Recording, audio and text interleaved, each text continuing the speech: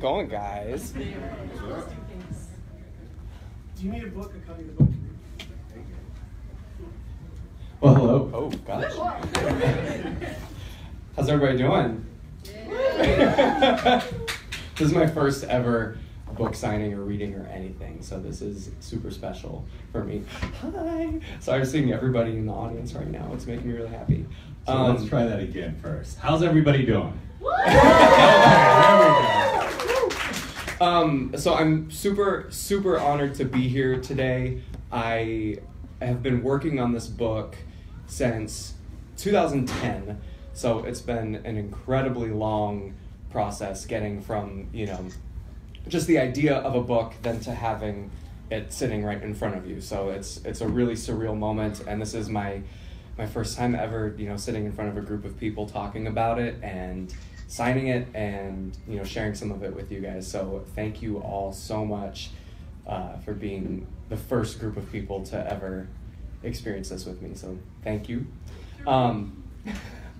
So apparently at these things, you start by reading a little bit from the book. One of the most important, coolest things about this book that I've been able to do is partner with an organization whose message means a lot to me in order to share the message of the book and, in turn, put some good out into the world. And I really want to say a big thank you to all the people at It Gets Better, and Simon & Schuster, and my best friend Corey Gibson. He is one of the people who just came up with all of this, and Mary Robinson over there. They really helped me take this book and put a strong message for positive change and hope, and really kind of turn that into a tangible thing that I could share with people. And I'm really, really proud and honored that this logo is printed right on the back of the book. It means the world to me. So with that said, I know most people typically like to read a chapter or read like a portion of the book, which I'm going to do, but it also would mean a lot to me to read the dedication. I wrote a dedication for this book I wrote it in early 2016, and I had read a news story that I'll explain the whole thing, but it means a lot to me at this event specifically, since It Gets Better is here to read this dedication before I read the selection from the book. I wrote the dedication below in early 2016 and wanted to make sure it remained intact. However, after the massacre at Pulse nightclub in Orlando on June 12th, it's necessary that I add 49 new names to the list of people whose lives this book is dedicated to. One of my dearest friends was one of the first people to read this book. Halfway through, he told me that he felt overwhelmed by how sad some of the stories were. He said he felt as though some of the characters' origins were almost too tragic, too gutting. There's a story that's haunted me since I read about it in the news, just before I started drafting this book in earnest. It was a story of a girl who'd lived her entire life reaching out for acceptance, compassion, and understanding, who needed more than anything just a bit of empathy and love. She lived her life bearing the weight of a world that told her it didn't want her, and ultimately it crushed her. I thought of her often while writing this book, thought of the stories of people like her, people like myself, young gay kids kicked out of their homes, as I was, for simply being who they are. I thought of so many others who have faced horrible, unfathomable things because they simply dared to be born differently. I feel so incredibly lucky to be who I am today, to have found reconciliation and genuine true love in this world, with my family, my parents, and my loved ones. But so many others have not been so lucky. I've compiled a brief list below, a list that I'm sure only begins to scratch the surface, of names you can research and learn more about should it ever cross your mind that someone's origin story might be too tragic or too gutting. Names of real people who lived and died bearing the weight of a world that told them it didn't want them. This book is dedicated to Leila Alcorn, Jess Ships, and every single young soul who's ever been made to feel less than she is because of who she is. Gets me every time. May you shine bright, stand tall, love proudly, and above all else, live.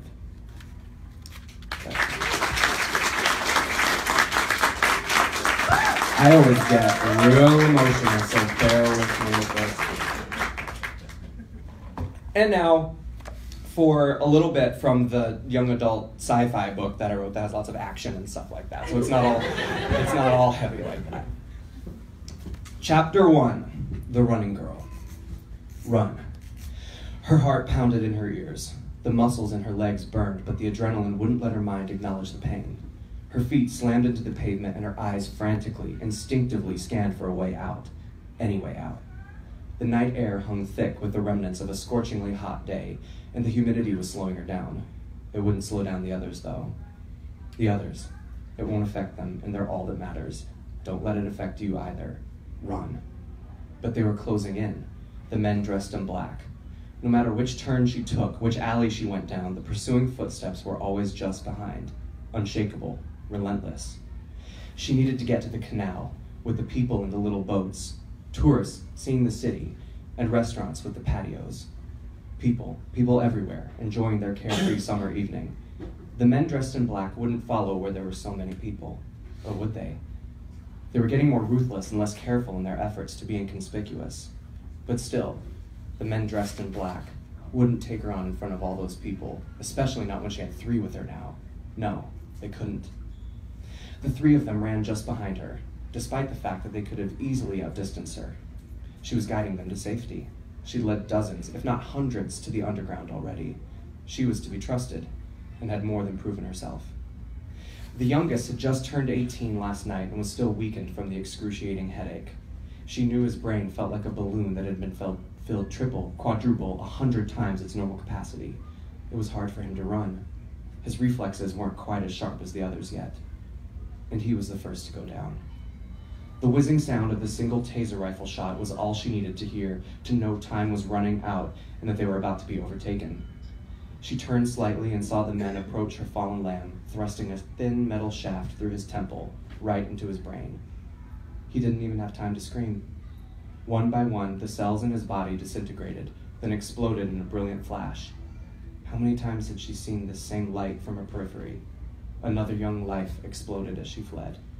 A million little lights flared up behind her, floated into the sky, and melted into oblivion. For just a moment, they illuminated the street, revealing an alleyway just behind a brick building. She spun as quickly as she could and raced into the blackness. Faster, faster. She couldn't feel her legs anymore. Her lungs ached, and sweat was beginning to sting her eyes. The men dressed in black were still closing in. A shot from one of the taser rifles ricocheted off the dumpster behind her with a flurry of sparks. Just a little farther, he's waiting on the next block, just a little farther. If the loss of the youngest one affected the other 2, they didn't let it show. Neither spoke, they just ran. She'd picked up the girl in a town just outside of Dallas earlier that week. Girl, she's only a few years younger than me. But she herself didn't feel like a girl anymore. Ushering this lost soul of an early 20-something misfit from nowhere, Texas, to a place where she would belong, while still somehow managing to evade the sheriffs, made her feel more than a few years older, despite their true ages. She was pretty, too, this girl, with strawberry blonde hair, bright cherry lips, and an impeccable athletic frame. She was so shy, working in an old diner where she rarely had to see anyone she hadn't known since birth, and most certainly never had to deal with any modern electronic devices like computers or cell phones. She was nice and quiet. Without even asking, she had known that this girl from just outside of Dallas had probably cried herself to sleep almost every night of her life, not understanding what she was, not understanding what was wrong with her, or why she even existed in the first place. It was the same with all of them, orphans, walking the world with nowhere to go and no one to confide in. The girl hit the ground like a rag doll as the taser shot hit the back of her neck, almost like it worked before making impact. She landed face down on the pavement, red gold silk strewn about her shoulders. Another flash of a million little lights floated up into the sky and melted into oblivion. Run! Run! The guy, the last still running, had been with them for a while now. She'd found him in Houston, living on the street and working as a prostitute and a drug dealer while somehow managing to avoid the sheriffs. He was 26. She had no idea how he'd managed so long. They almost never found any over the age of 21 who'd survived on their own and evaded the sheriffs all that time. But here he was, running beside her, running for his life and for hers. She could see lights on the other side of the red brick building now. They were close to safety. They hurtled around the last corner and stopped. Dead end. There was no turning around.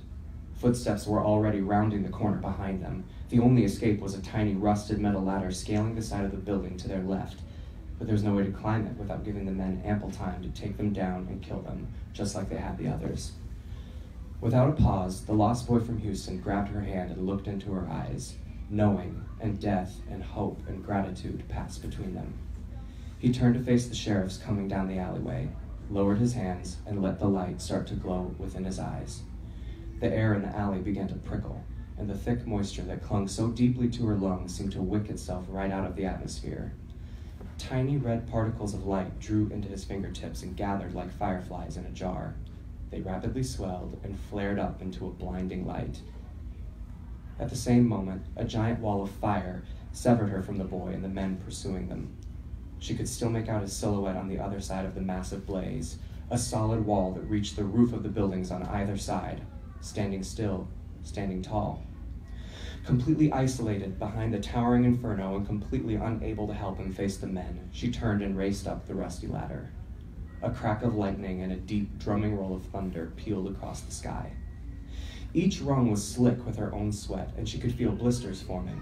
The muscles in her arms now burned just as much as those in her legs, and when she thrust herself onto the roof of the 3-story brick building, she staggered backward, overcome. Every ounce of her fought to turn and look, to peer down into the alley and see if the boy was still alive, but she couldn't. One untrained 26-year-old unreclaimed versus 24 sheriffs. She knew the outcome without looking. She raced over the roof as the tiniest of raindrops began to pelt the earth, heading for a fire escape at the far corner, and hurtled down the steps until she slammed onto the street below. There was the canal. There were the people eating, laughing, and walking. Some twangy song about losing love in a drunken stupor blared from a country singer's restaurant across the way. All were blissfully unaware of the storm that was coming. She ripped off her hat and tossed it, letting her long black hair fall into her sweaty face as she attempted to walk the length of the canal just fast enough so that she wasn't quite running. Tornado sirens began to blare, and the loud crescendo of 1,000 howling ghosts now echoed across the city. She just had to make it to the other end, quickly. She could see the car. He was waiting. She bolted down the street, away from the people and the lights and the loud music, and scrambled inside the black Jeep just as the storm unleashed its deluge. The air conditioning was instantly cool and dry to her pallid, sweat-soaked skin. Her body collapsed into the seat as her muscles relaxed. She closed her eyes and let out the long, deep breath she'd been holding all night. They didn't make it. It wasn't a question.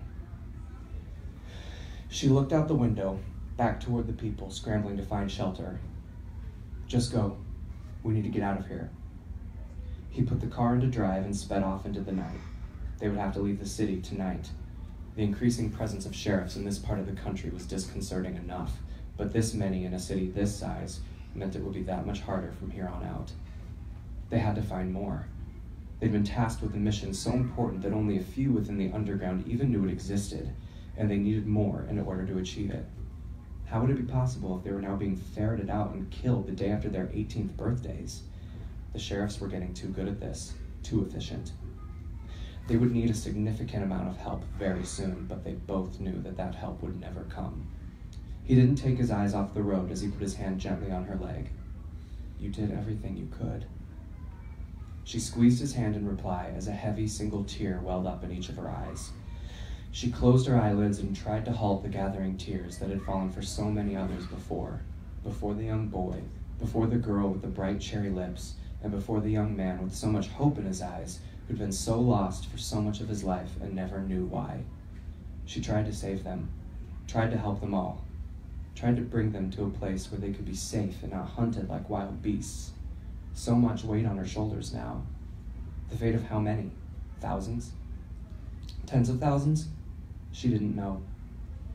She let the 2 teardrops fall and took a deep breath, and all she could see were a million little lights that floated up into the sky and melted into oblivion.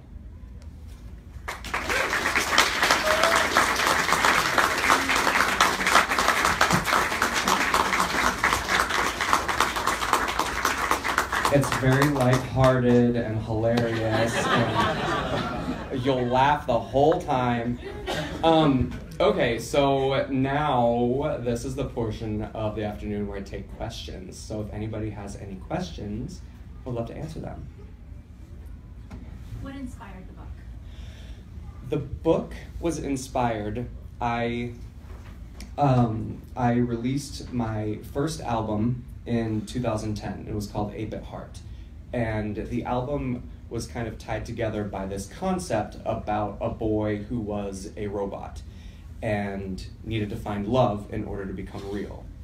And it was later that summer, a good friend of mine, an author named Michael Scott, I finally got to meet him and have coffee with him, and we were chatting, and he asked me when I was going to write my book.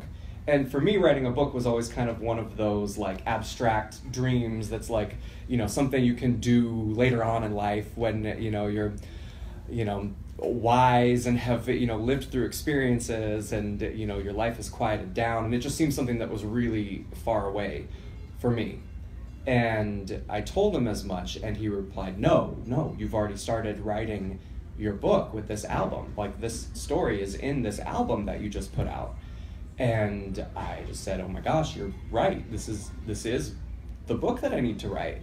And then from there, it just kind of was being developed in my head as, this story about a boy who needed to find love in order to become real. And through that, I became really intrigued by the concept of what humanity itself was, what constitutes humanity. And I think the sci-fi concept album just kind of lended itself to all these other ideas that were kind of lingering in my subconscious. And then it just went from there and took years of outlining and conceptualizing and then finally writing the book. So that's where it came from. So without spoiling the ending, is it open to a sequel possibly? Yes, the book is a trilogy, and and the book is a trilogy, and we just announced that I signed the deal for the sequel just last week.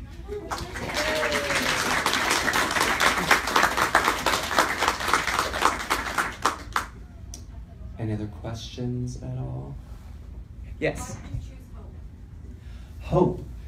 So I don't know if all of you have seen or not, but part of the We Are Human campaign that Simon & Schuster and It Gets Better have teamed up for the release of the book, one of the big components of the campaign is we've asked people on their social media channels to write a word that they believe defines their humanity, and write that word on their hand and post a selfie with it.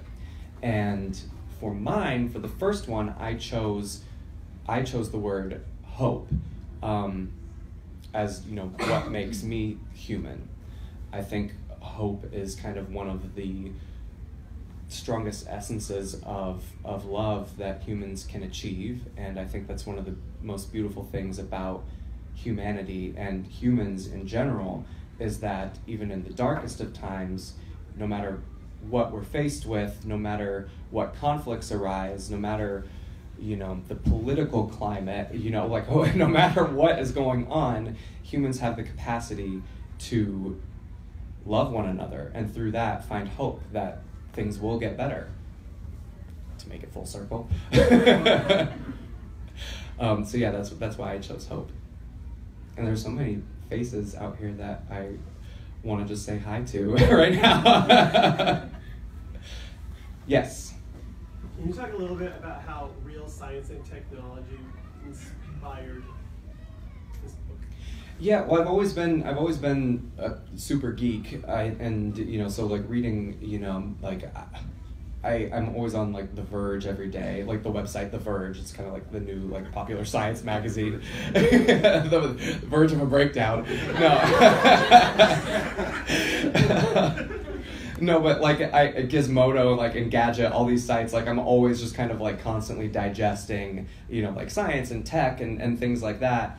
And so it was really interesting while I was writing this book, like being kind of inspired as this book was taking years to come together by news stories about, different technologies that were being developed and things that kind of really gave me chills when I read them, because I was like, oh my gosh, this is stuff that I'm like making up in my head as I'm writing this book, and here I'm reading a news story about it.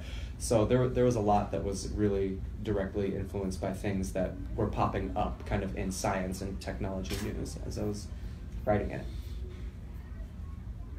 Yes? Yeah, it seems like it's a pretty personal story, like in some ways.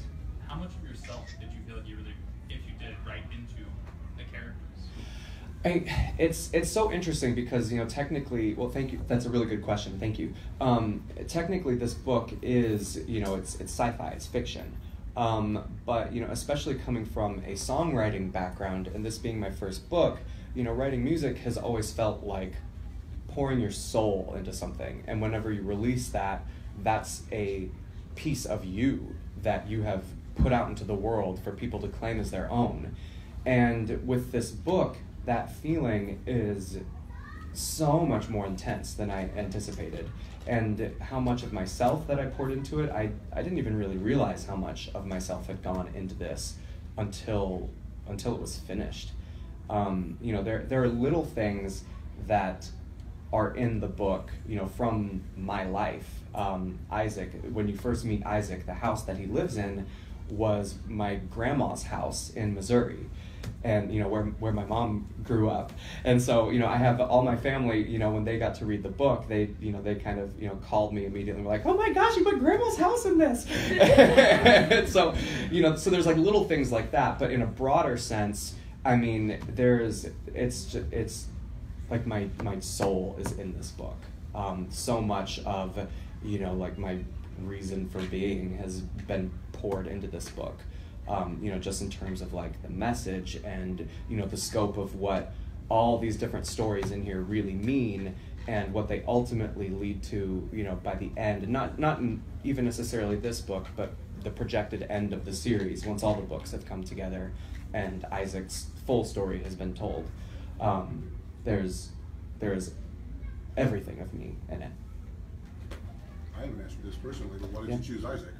I mean, obviously, but why did you choose that name for the lead character? I chose the name Isaac because of Isaac Asimov, who was, the first person to ever really start writing sci-fi about robots ever.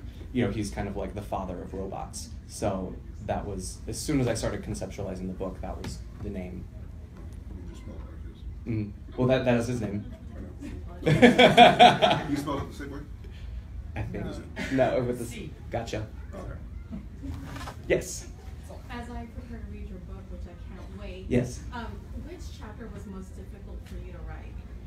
Difficult in terms of getting through it, or difficult like emotionally? Both. Well, that is a really good question, because there were moments in this book where it was like, I mean, even if you don't know me and you've been here for 45 minutes, you've already seen me cry once, so I think you know how I am in my life outside of book events. But there were a lot of instances in this book where it was like scooping my heart out with a knife, and like just being like 3 a.m, like coming to bed, and Jordy, my boyfriend over there, being passed out asleep, and me just like laying in the bed going like just shaking the bed, and him waking up being like, are you okay? Like, I just this part. And it's like, and it's so weird writing a book, because it's like, as you're pulling this stuff out, like, what it's going to be, but then when you start writing it and you start pulling it out of yourself, like, it's like you're meeting these people. It's like you're, like, for the first time, like, you're experiencing these people who've existed in your head, and then, the rest of their stories come out of you, and it's just kind of like, it's like you're experiencing it. So when you read the book,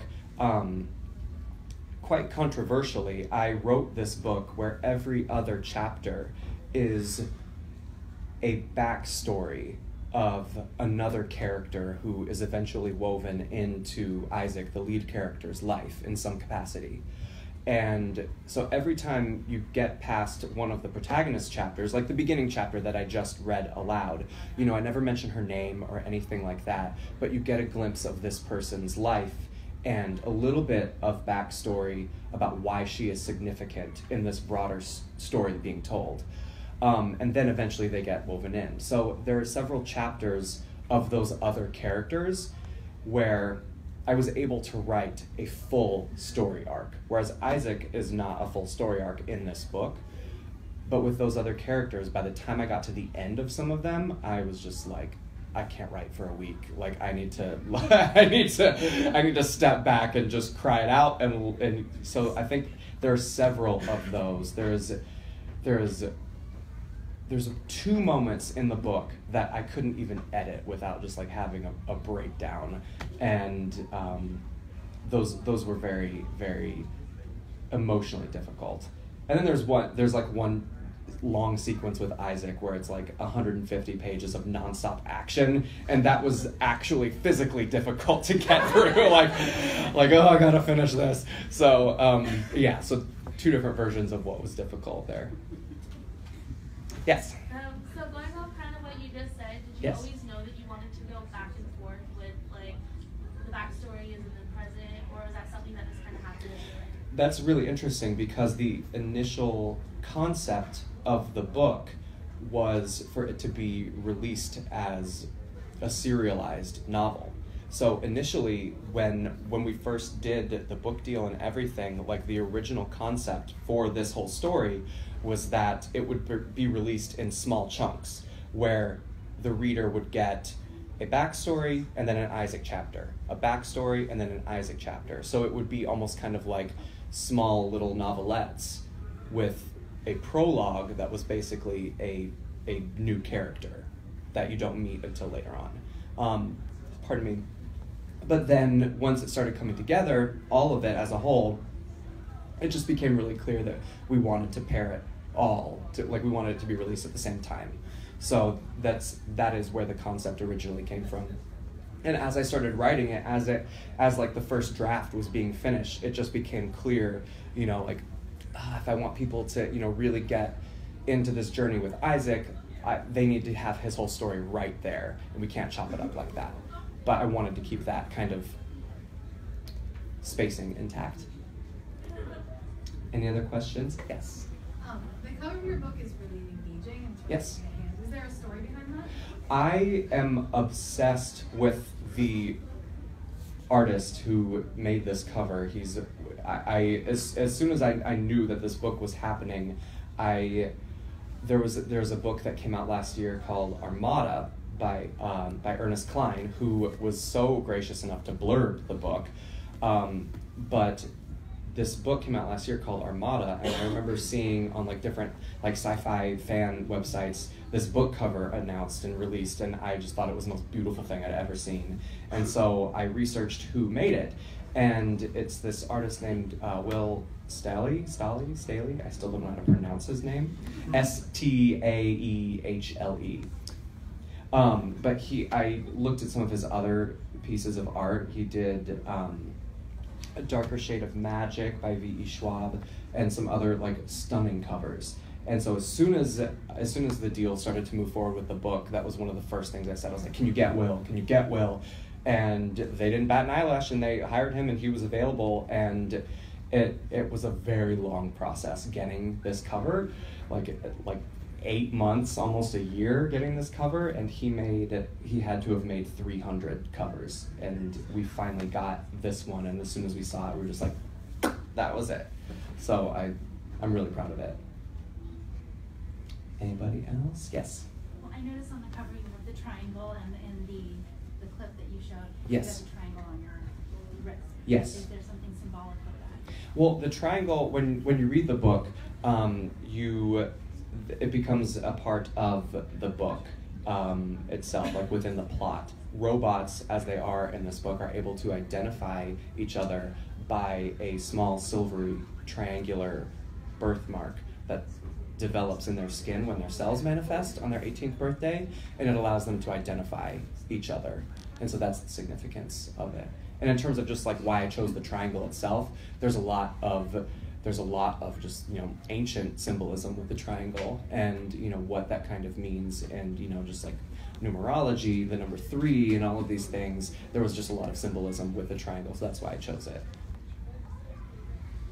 All right, I think that. Oh yes. Okay, in regards to the second book in the trilogy, Yes. you announced the name here, and when should we expect it? Yes. released? And also, do you know the possible plot of the book and like where it's going? Good question. That's a really good question. Investigative reporter. Take some notes. So first off, I'm so beyond honored. Erica and Brooke here have been my biggest supporters of my music since my first, like the day my first album came out. They've made fan websites and fan Twitters and have just been like my biggest champions on earth, and I am so grateful that they flew in today for this. So I want to give them a round of applause because they like bought plane tickets and came here, and I love you guys. Me too. And I met them yesterday. Oh. By chance. But I love you guys, so thank you so much for being here. It means a lot to me, first off. And now to answer your question. So Erica had asked, about the title of the book and if I could give any kind of plot details. Has anybody here read Red Boy Robot yet? A couple people. Well, I don't want to say too much because the book ends on like a very, literally ends on a cliffhanger. Like they're sitting on a cliff as the book ends. But the second book is called Robot Army, and how can I be vague about this? It basically takes the story here. Isaac's story in this first book is it's in a nutshell, it's him discovering his new abilities and the scope of what he is as a being, what that kind of how that has an impact on the whole world around him, and this whole kind of movement that he had no idea was even taking place. There's kind of this like quiet genocide happening of these people that he didn't even know existed, that he is one of them, and a very important figure to their race of beings, moving forward as the world kind of learns of their existence. So that's probably the biggest plot point, or the, I guess, small like one-liner about the next book, is that it takes this smaller story that you start to get glimpses of, and you kind of start to see its global impact, and you kind of start to see how everything around the world is really kind of coming to a boiling point in terms of these synthetic humans and organic humans. And so it just takes it on like a big something Bruin scale. I'm trying to be vague, sorry. Yes. This is my dad, by the way. Don't ask him a question that's too hard. Did you clean your room, It shouldn't be Simon? difficult at all. Yes. Simon, are you a living version of Isaac? No, I didn't want. Consider the question. Oh, I've considered it a lot, and it's something that has already been considered very, very deeply. All right, he's not a robot. And I was like, wouldn't your dad know more than you? Thank you. So my dad asked if I was the living version of Isaac, the character in my book, and I guess that's kind of asking if I based that character on me.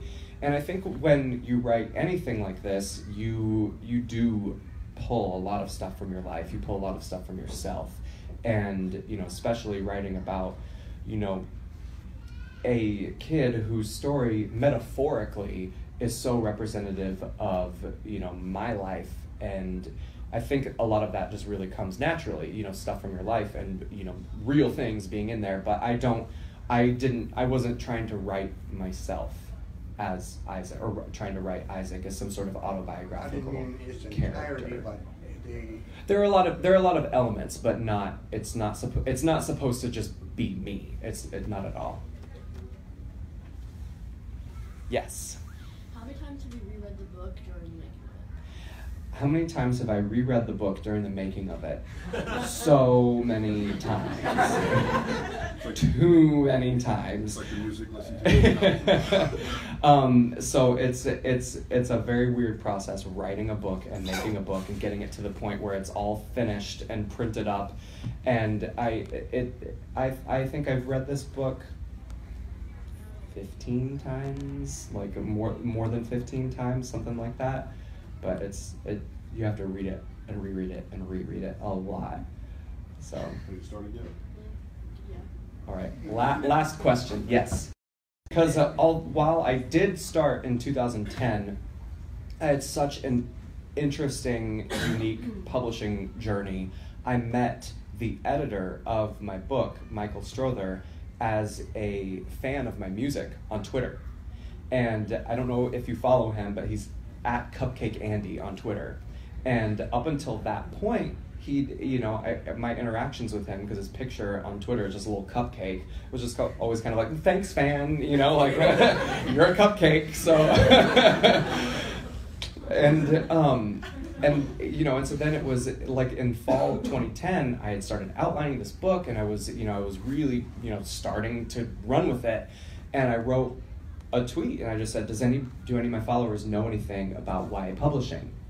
And Cupcake Andy wrote me back and was like, hey, will you direct message me? And so I did. And his message back to me was, I'm an editor at Simon & Schuster. I'd really love to read what you're working on. And I was like, oh, there's like a real person behind this cupcake. And so he gets a big chunk of the acknowledgments in the back. He's kind of like the grand finale of the acknowledgments, because he was so instrumental in bringing this to life. I mean, he introduced me to my agent, Lori, who is here with us today, and I'm very grateful. And she's incredible. And so like the whole process for me was really backwards. And he tried pitching it to Simon & Schuster in 2011 with a proposal that we had made together, and they turned it down. And then I think it was like 2 years later, while I was still kind of coming back to it and still outlining more, but not really drafting. And 2 years later, they had a big employee turnover there, and he had a new boss. And one of the first things he did was he wrote me and said, "Do you want to try pitching this again?" And I said, "Yeah, but I would love to get back into this and really, really work on it."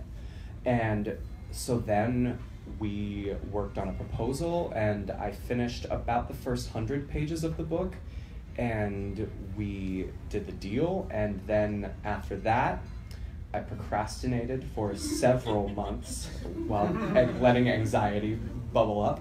And then I think I drafted the majority of the book, I want to say in like 2 or 3 months of just like binge writing, like gluing myself to the computer and turning on like film score music and just kind of like getting in the zone and having like 8,000 word days. So it was brutal. And that way, so I basically I think the majority of the book was written in like 5 months, I would say, the majority of it. All right, well, thank you guys very, very much. We have to take time to join us today and thank all of you for coming out.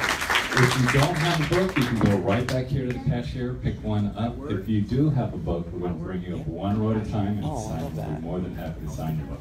Again, thank you for coming out. Oh, that's beautiful. I love that. First row, you have to go ahead and sign an image for everybody. Oh, okay. Hi. No, wait. I think we let Mom go back there. Well, I want to get a picture of him signing. Okay. Oh, you want me to? Do you want me to? Okay, I got you. It's an action. Just have the pen in your hand. Do you mind if I tweet your picture? Oh, no. Okay. Oh, just after.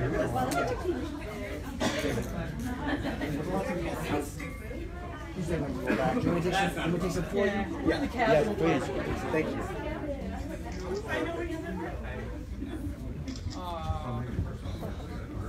Well, that's a good one. Look down at what he's doing.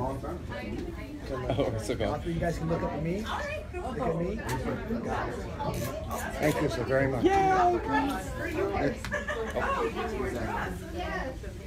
Oh, really? I'm two. You're two. Take a picture. I got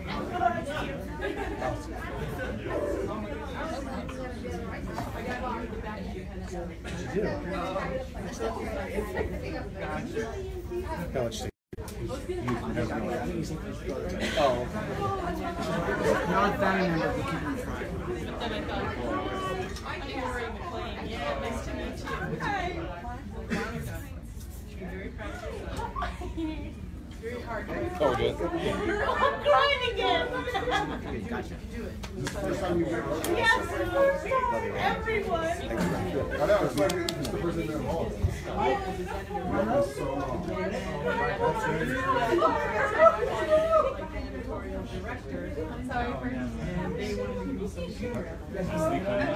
Yeah, I get one. Hi. I'm so glad you got to be here. What's up, man? Thanks. Do you want to be on that page there? Oh, I think, yeah, that's great. Or are you on the best page? Whichever. You get a choice. Apparently, like, there's a way that Well, People normally prefer it. the publisher prefers you to be on this they're learning page. from This is what they call the title page. So it has your name on it in the title. So this is where the author usually. Okay. Well, they gave me this good, like, nice thick paper blank. They were just They like, did that special for yeah, you. yeah. I think it's dealer's choice. Whatever you want to do is fine. But yeah, it's your preference, whatever you want to do. We just. It's your book event, your book, you do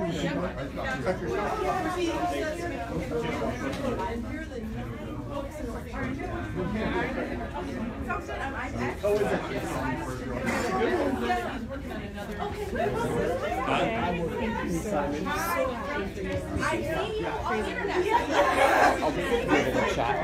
Do what you gotta do. Can you give it a second? Say something because they're still watching. Oh, really? Yeah. Who's watching? It gets better. Oh, hey everybody. I hope you enjoyed that. Sorry, you're just watching me sign books now. It's good to see all of you guys. Or you see me. I don't know. Think. Hi. Hey, what's going on? I feel like I have to become to everybody. Oh my gosh. Hey. To finally meet you. You too. Thank you so much for being here. I'm gonna go in the back.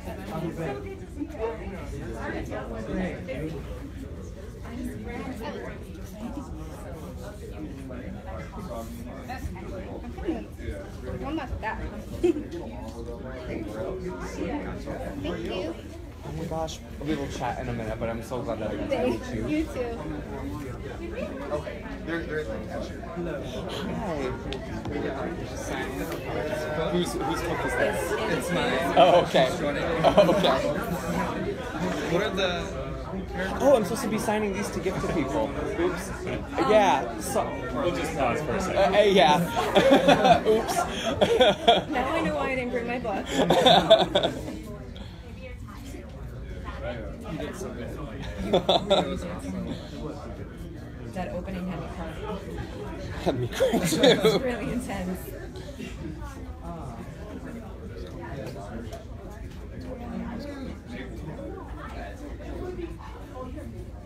I don't think you'll be able to read that, but. And then choose, yeah. Dealer's choice. I like their story. Better get access while you can. I know. Who do you want? Oh, yeah, of course. You saw the character? Yeah. Thank you. I know. Oh, I know. Tanya, where's that? I don't know whether it's the kids.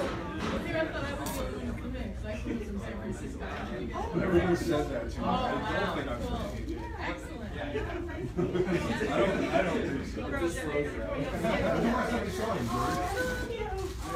When's the last time you saw him? It's been a while. It's been over. Was it like one of the graduates? I'm writing too much on this. Well, then I'm like, wait, why am I not commemorating this moment?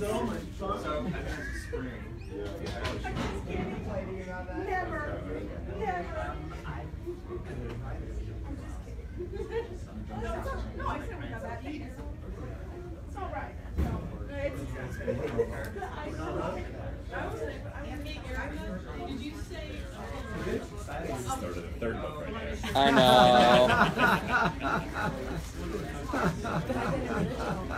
Exactly.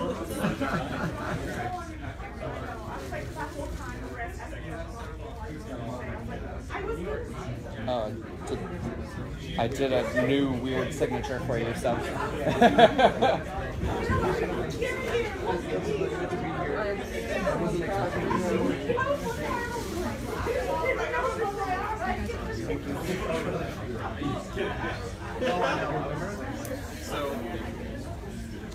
Hey, how's it going? I'm Simon. Nice to meet you. Do you want me to make these out to a just sign this. Oh, okay. I didn't have time to sit down.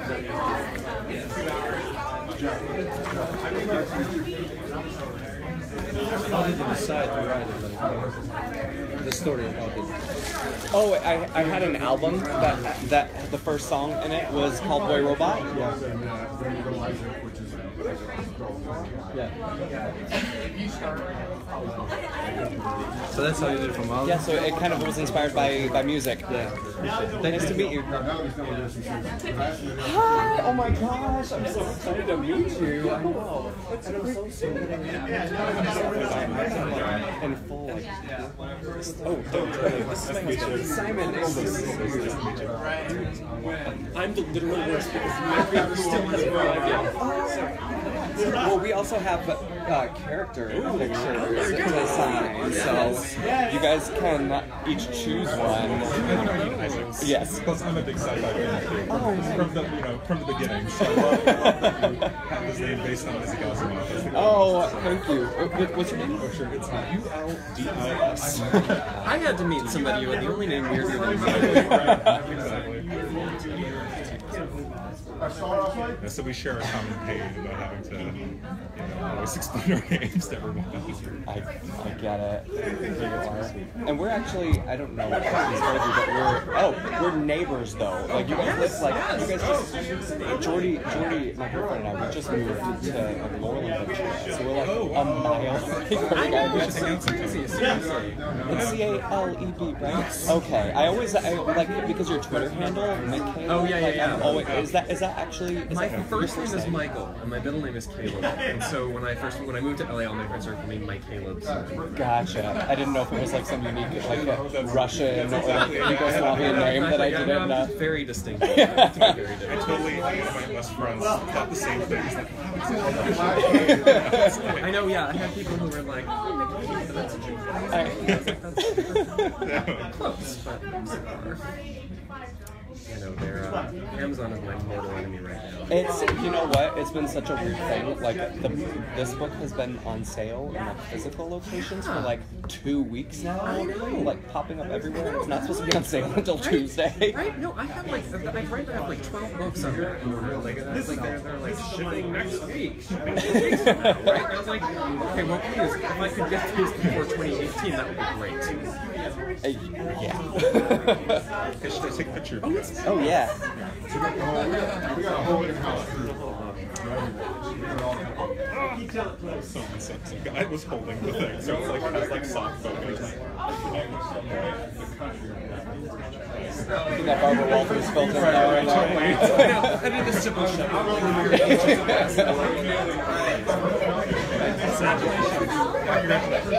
Hello. Oh, okay, perfect. There you are. Thank you so much. We love 90s. I'm so happy to finally meet you. Yes, Like I haven't tapped on Twitter. Wait, which one? Wait. Oh my gosh, hey, how's it going? Like 5 years. Oh my god. Yeah, wait, do you live in LA? Yeah. Oh my gosh, I can't believe this is my first time meeting you. Your hair is fantastic, by the way. And how do you spell your name? My real name is Tafrida. T-A-L? T-A-F-R-I-H. So it's a beautiful name. Thank you. It's Arabic and means happy. Oh, I love that. I got to go to this. I'm so glad you did. It's raining in LA. I was like super chill. Where in LA are you? I live in Chile. Oh, okay. So gotcha. Gotcha. Thank you so much. It's like this whole day is like really overwhelming. Okay. Yeah, I just put a case up there. That's good though, right? Yes. Yeah. Thank you. Don't worry, you're not just running off. Of course. Absolutely. Thank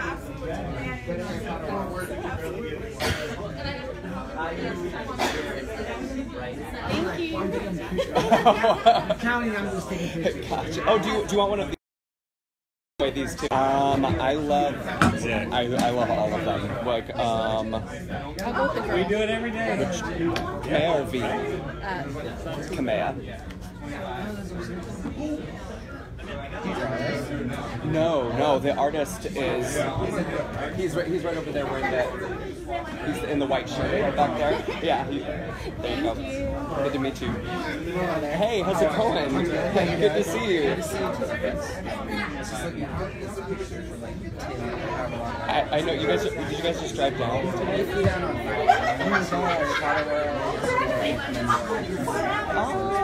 Oh my gosh! I need to give you guys a hug. Oh my gosh. I'm so proud of you.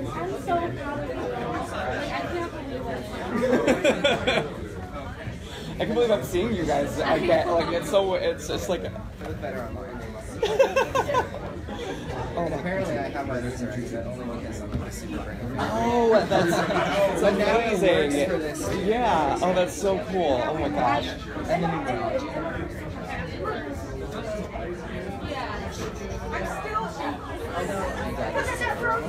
Are you like freaking out? No, it's been a long time coming. It's a really cool thing, and it's probably like next year, probably like after it's been out for a few months. Yeah, right. Barbara, where are you? Sipping cocktails.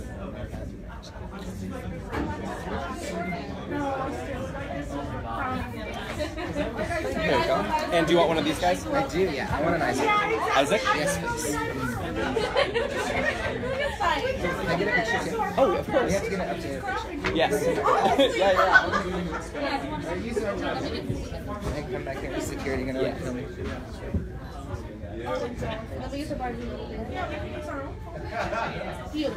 Thank you. Of course. Good to see you. You too. Hey! How's it going? Good, how are you? Oh, what's this thing? Oh, okay. I was like, what?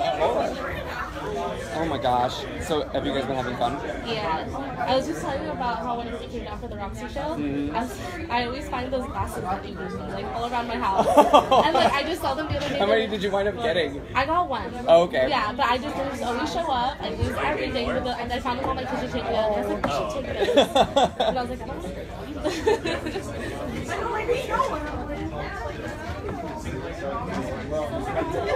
I've been telling my coworkers all week, they're like, what book signing? I was like, I've been to them for like 7 years now. I'm so excited. So they're all excited for me to come back and tell them. Oh my gosh.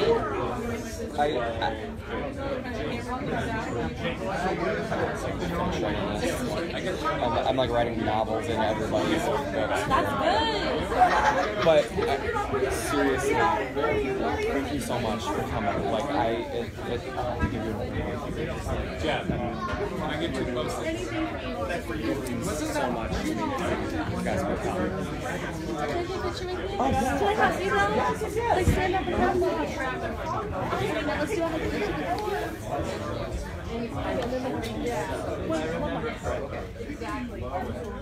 He's in. They wanted to play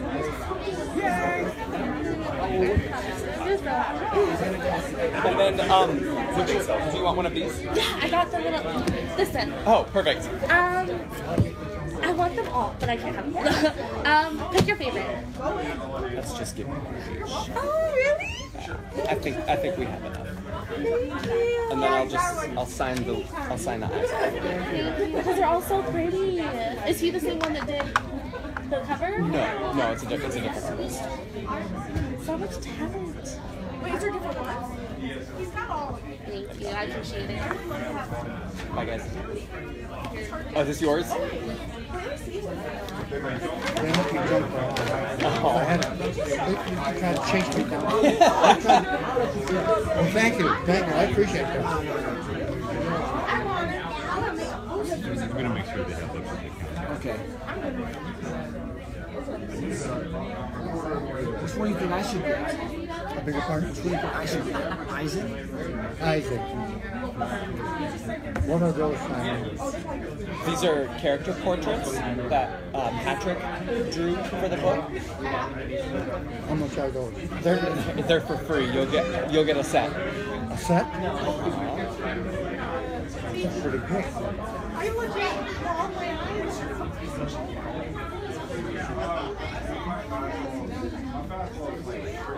Great job. He did a great job. He did, really. It was impressive.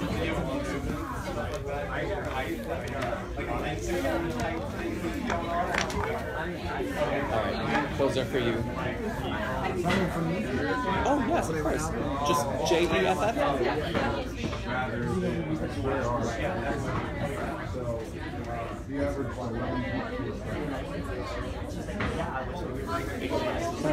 If we initial, so I don't want to take up too much here. Do you want Patrick to sign them? Because he's the artist, or do you want me to sign them? Well, where is he? He's right over. He's back there. Well, just initial, and I'll get him to sign it too.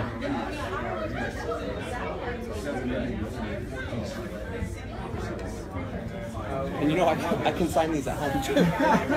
I know. This is an occasion, okay? All right. Thank you so very much. Thank you. You made me cry. Look at your necklace. I see Cheryl was here from Chris. Yeah, I think she was at work. Oh my gosh, I want to. And I put this in here in case you forgot. Yeah, I'm good. That day, the scouting director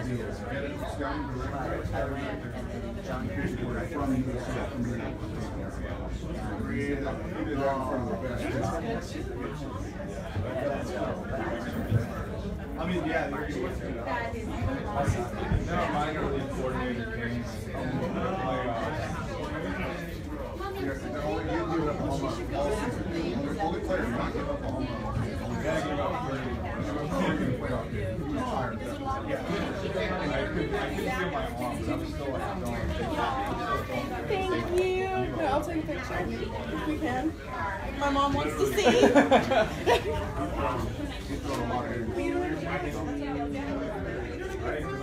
Thank you. Was it good? Was it cute? I hope so. Yes, it's very cute. Perfect. Oh yeah, I need the pictures. Oh yeah. I need frames. They're gorgeous. I'll make sure you guys get a full set. Beautiful. Wow.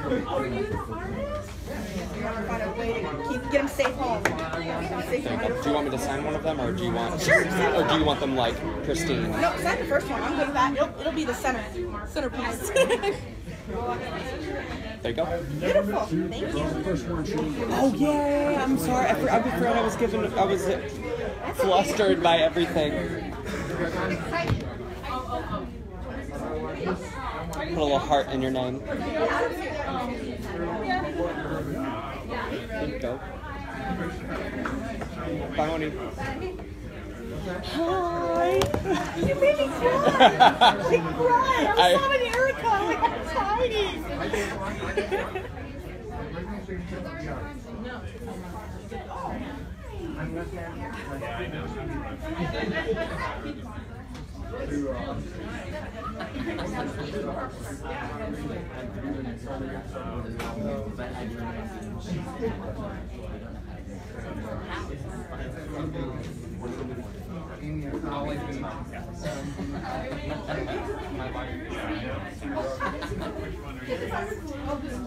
No, it's okay. That's for... Go ahead, jump up. Let me get down. There we go.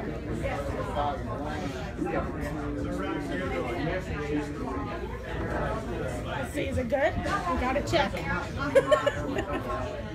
That's cute. See, now you're getting the technique, right, Jeff? Pictures? Oh, yeah.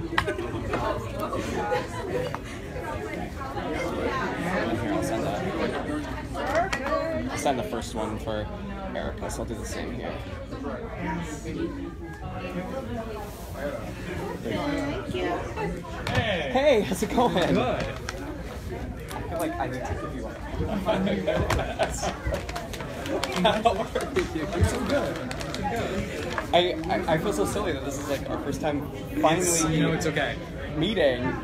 I come out for the big things. This is awesome. I can't wait to read it. I'm so overwhelmed by all of this right now that I'm like I wish I was like meeting you in like a proper setting. These are cool.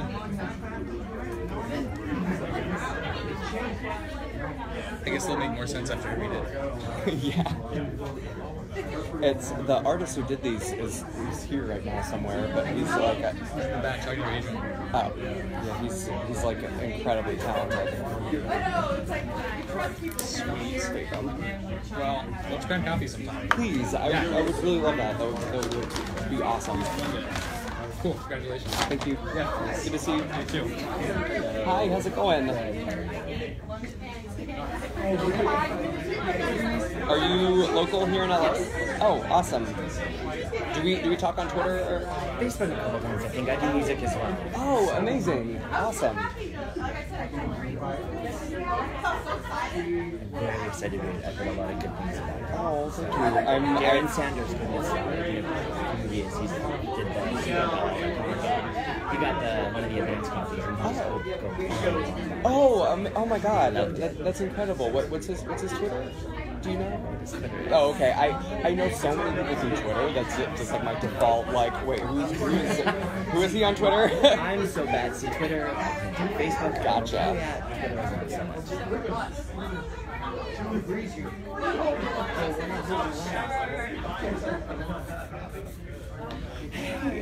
Do you want to say bye?